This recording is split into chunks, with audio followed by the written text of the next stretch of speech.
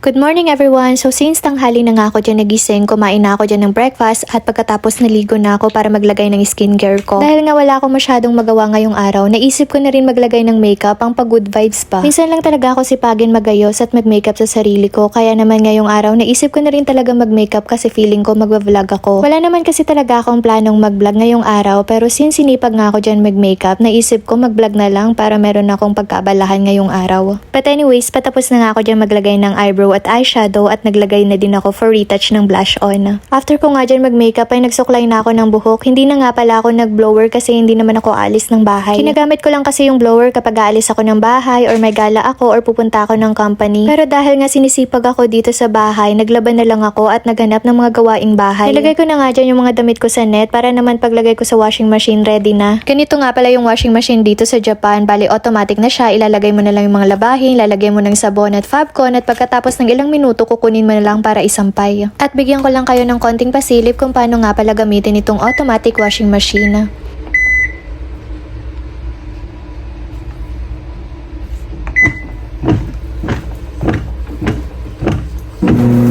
So, ito nga palang itsura kapag na-start mo nang buksan itong washing machine. Kapag nalagyan mo na ng sabon at tubig, kailangan mo nang i-close para hindi tumalsik ka. Bali, mga ilang minuto pa nga pala yun bago matapos yung mga nilalaban ko. So, habang nag-aantay nga ako, naisip ko na rin buksan itong in-order ko sa Amazon na kakarating lang kanina. Medyo nagtataka nga ako dyan nung una kung tama ba talaga yung order na dumating sa akin. Kasi nung nire-receive ko siya, ang laki ng box niya, microphone wireless lang naman yung in-order ko. At since medyo naalala ko nga dyan nung mga nakaraan ng pag-order ko sa Amazon, malalaki talaga yung mga boxes na nakakarating dito. Kaya naman, hindi na ako napraning. Pagkatapos ko nga buksan yung malaking boxes dyan, ay sobrang saya ko kasi tama nga talaga yung order na dumating. Matagal ko na talagang gustong magkaroon nito nung nagva-vlog pa lang ako sa Pinas, pero ngayon lang ako nakabili kasi ngayon lang ako nagkaroon ng budget. Dati kasi hindi ako masyadong confident sa sarili ko kapag nagva-vlog, pero ngayon medyo nagkaroon na ako ng confidence. Ngayon na nga lang ako bumili ng mga kagamitan para sa pang-vlog ko at ngayon ko na rin naisip na mag-focus. Wala naman kasi akong masyadong pinagkakaabalahan dito sa Japan kundi magkulong sa kwarto kapag day off at minsan lang naman ako gumala. Nabuksan ko na nga tong boxes at nakita ko na agad itong microphone wireless. Sinabit ko na nga agad dyan sa damit ko at kinonect ko na agad sa connector. So sobrang excited ko nga dyan gamitin itong microphone wireless ko ay hindi ko napansin na mali pala yung kinokonekan ko. Bali sa smartphone or iPhone lang pala to pwede. Kaya pala hindi siya nag-iilaw at gumagana nung sinaksa ko sa Android phone ko. Saka ko lang napagtanto na smartphone at iPhone lang pala. Medyo hassle nga at medyo nahirapan ako dyan nung una kasi hindi ko alam kung paano talaga gamitin to. Trinay ko nga din i-translate sa English kasi naka-Nihongo ang instruction nito pero hindi din gumana. Kaya naman nagpatulong pa ako sa kasama ko at nag-research pa nga kami sa YouTube pero okay naman na nung ending. Nung naayos na nga ay ginamit ko na agad siya at sobrang nag-i-enjoy ako habang nagbe-video. Pagkatapos ko ngang i-try at mag-video, dumiretso na ako dito sa washing machine para isampay na tong mga nilaban ko. Hanggang dito na lang, bye!